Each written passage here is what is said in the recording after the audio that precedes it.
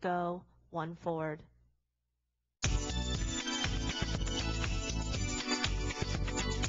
Palalim na po ng palalim ang pinag-uusapan natin ngayong hapon dito sa Kababayan, LA in terms of gay issues. You met them before earlier on the show, John Davis and John Mina. They're together. They've been together for 8 years now. And may bagong mukha po tayo. Christine Oshima is a retired judicial assistant for the Superior Court. And she's here. She's going to be talking to us later about Judge Walker's decision about Proposition 8. But before the break earlier, we talked to you. I mentioned this. Now, people have this perception, or they always say this. It's okay to be gay. It's not a sin to be gay per se, but when you act on those instincts and you're actually in a relationship, then it becomes a sin. What are your thoughts on that?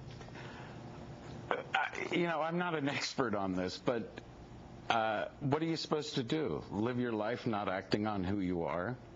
You know, and you can also say, okay, then allow us to marry. Mm-hmm. But for some people who are very religious, unless you're married in a church, it's still a sin. Okay. Do you know what I'm saying? Yes. So it's, you know, I don't know how I feel about It's that. a catch-22. It's a damned if you do, damned if you don't thing. John Mina, you're nodding your head. Marriage, you're Catholic, homosexuality, and marriage. What are your thoughts on that? No, I agree with my partner, John. Why would I deprive myself of finding true love? Mm-hmm. What's so wrong with that? Just the concept of love in itself. If you find true love, like what most couples do, and I'm sure you know, having been together for 8 years now, are you willing to get married? Because some gay couples also don't want to get married.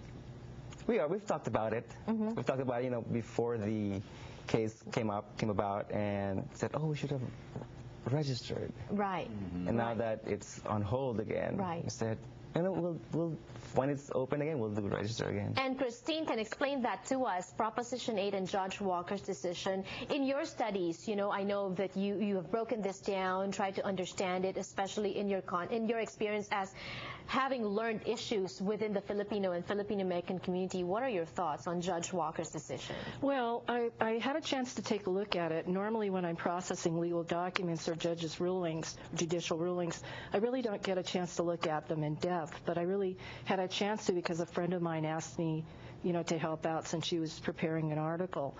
And I found it really engrossing because what he did was he took into account the witnesses on both sides. There were just 2 witnesses on the side of the proponents for Proposition 8. Mm-hmm. There were 9 expert witnesses on behalf of the plaintiffs. Okay, go ahead. I'm no expert on this, okay, but I just noticed that. But the outcome was that the state of California, who were the defendants, said, you know, we refuse to represent Prop 8. It's unconstitutional. Judge Walker found that it was unconstitutional as far as, and I'm sorry, this sounds pretty dry, mm-hmm, but it really does have personal effects because it does involve humans. Mm-hmm. And due process, you not being able to choose the partner of your choice, you know, to have someone that you really care about be part of your life. Right. And I know we know of this already, yeah, but if you can explain to us, the proponents of Proposition 8, what are their main propositions? Is it just based on religion, based on the Bible, based on the sanctity of marriage, based on the sanctity of family? They have groups like Protect Marriage. That there were several, you know, and some expert witnesses that felt that opposite-sex couples were superior to same-sex couples. Okay. So there was that long-held discrimination that Judge Walker felt was responsible for difficulties within the same-sex couple area. Does it get muddled like this when, you know, first of all you have the religion to contend with, and then now you have these laws to contend with? It's hurtful. Mm-hmm. It's hurtful because I'm not a second-class citizen. Right. I don't see myself as such, and I never will be. Mm-hmm. And so when this laws or propositions come to fray, and it's like, what's the thinking behind it? That's how you want to look into it. So I wrote down a couple of the the key premises of Proposition 8 from Judge Walker's ruling.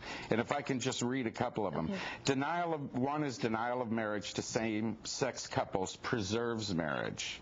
The second, denial of marriage to same-sex couples allows gays and lesbians to live privately without requiring others, especially children, to recognize or acknowledge the existence of same-sex couples.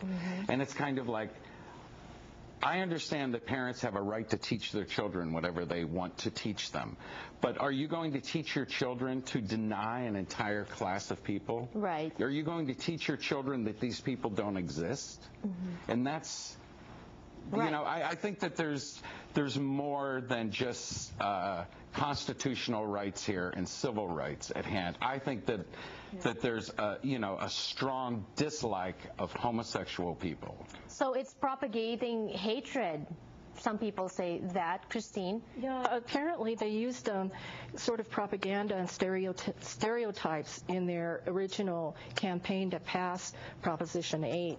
So, and that was considered by Judge Walker in his ruling as well. All right. And so that's why he found this was unconstitutional. Okay. And you mentioned that, Christine mentioned stereotypes and some perceptions and some myths, I may say. When we return on the show, we'll get to the bottom of that. We'll talk about that. Don't go away.